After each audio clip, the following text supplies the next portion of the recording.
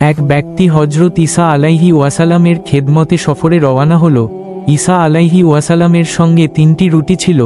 এক নদীর তীরে পৌঁছে তিনি 2টি রুটি আহার করলেন এবং পানি পান করার জন্য নদীতে গেলেন। ফিরে এসে দেখেন অবশিষ্ট একটি রুটি নাই। তিনি সেই লোকটিকে জিজ্ঞেস করলেন, রুটি কে নিয়েছে? লোকটি বলল, আমি জানি না। তিনি লোকটিকে নিয়ে আবার রওনা হলেন। রাস্তা চলতে চলতে যখন ক্ষুধার উদ্রেক হলো তখন তিনি দূরে একটি হরিণী দেখতে পেলেন। তার সঙ্গে 2টি বাচ্চা ছিল। তিনি একটি বাচ্চাকে ডাকলেন, বাচ্চাটি কাছে আসলো। তিনি ওই বাচ্চাটাকে জবাই করলেন এবং ভুনা করে সেই লোকটিকে নিয়ে আহার করলেন। এরপর বললেন, আল্লাহর হুকুমে জিন্দা হয়ে যাও। সঙ্গে সঙ্গে হরিণের বাচ্চা জিন্দা হয়ে চলে গেল। ঈসা আলাইহি ওয়াসালাম লোকটিকে বললেন, এই হরিণের বাচ্চা জিন্দা হয়ে যাওয়ার মোজেয়া যিনি দেখালেন তার কসম দিয়ে বলছি, তুমি বলো রুটিটি কে নিয়েছে? লোকটি বলল, আমি জানি না। তিনি লোকটিকে নিয়ে আবার রওনা হলেন। পাহাড় থেকে ঝর্ণা হয়ে নেমে আসা একটি নদী সামনে পড়ল। তিনি লোকটির হাত ধরে পানির উপর দিয়ে হেঁটে নদী পার হয়ে গেলেন।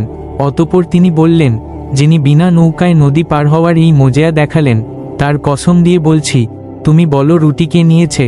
লোকটি আগের মতোই জবাব দিল, আমি জানি না। হযরত ঈসা আলাইহি ওয়াসালাম অতঃপর এক জঙ্গলের কাছে পৌঁছে বালি জমা করতে শুরু করলেন।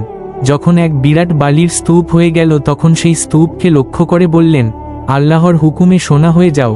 তখনই বালির স্তূপটি সোনা হয়ে গেল। তিনি সেই সোনাকে 3 ভাগ করলেন এবং লোকটিকে লক্ষ্য করে বললেন, এই 3 ভাগ সোনার মধ্যে এক অংশ আমার, আর এক অংশ তোমার এবং অপর অংশটি যে রুটি নিয়েছে তার। এই কথা শুনে লোকটি তৎক্ষণাৎ বলে উঠল, রুটি তো আমিই নিয়েছিলাম। হযরত ঈসা আলাইহি ওয়াসালাম বললেন, তাহলে তুমি সব সোনাই নিয়ে নাও। এই বলে লোকটা থেকে পৃথক হয়ে তিনি চলে গেলেন। লোকটি 3 ভাগ সোনার সবগুলি একা পেয়ে মনের আনন্দে জঙ্গলের ধারেই অবস্থান করতে লাগল। এমন সময় 2 ব্যক্তি এসে তার সম্পদ ছিনিয়ে নেওয়ার জন্য তাকে হত্যা করতে উদ্যত হলে লোকটি বলল, লড়াই করার মধ্যে হেরে যাওয়ার ভয় সবারই আছে, তাই লড়াই না করে এসো আমরা এই সম্পদ সমান 3 ভাগ করে নেই। তোমরা একজন বাজারে গিয়ে কিছু খাবার নিয়ে এসো, ক্ষুধা নিবৃত্তি করার পর মাল ভাগ করা যাবে। সুতরাং তার প্রস্তাবে তারা রাজি হলো এবং সেই 2 জনের মধ্যে এক ব্যক্তি খাবার আনতে বাজারে গেল এবং মনে মনে ভাবল, খাবারের মধ্যে বিষ মিশিয়ে দিলে এই 2 জন মারা যাবে, তখন সমস্ত সোনা আমার একার হয়ে যাবে। এদিকে এরা 2 জন পরামর্শ করল যে এই তৃতীয় ব্যক্তিটিকে যদি মেরে ফেলা হয় তবে সমস্ত সোনা তাদের 2 জনের ভাগে বেশি করে পড়বে। তাই লোকটি বাজার থেকে ফিরে আসতেই তাকে মেরে ফেলতে হবে।